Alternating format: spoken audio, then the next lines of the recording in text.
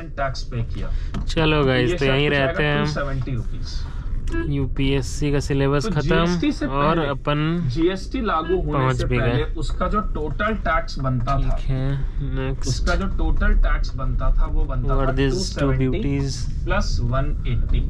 ये सब डिस्ट्रैक्शन है, बचो बेटा इनसे। 450 रुपीज, 450 रुपए उसको टैक्स का पे करना पड़ता। एथिक्स के पेपर पे क्या लिखोगे? जीएसटी, इसी को हम कहते हैं कास्केडिंग इफेक्ट ऑफ टैक्स, मतलब टैक्स के ऊपर वापस से टैक्स पे करना, that is cascading effect of tax. लेकिन जीएसटी आने के बाद में क्या फायदा हुआ?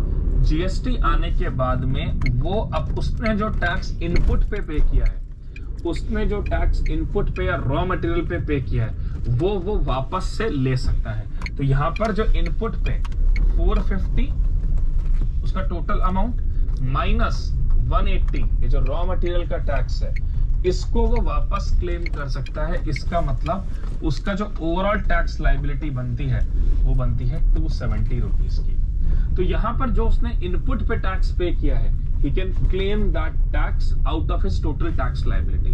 तो टोटल टैक्स लायबिलिटी जो 450 की थी, उसमें से उसने जो इनपुट का टैक्स पे किया है वो वापस क्लेम कर सकता है।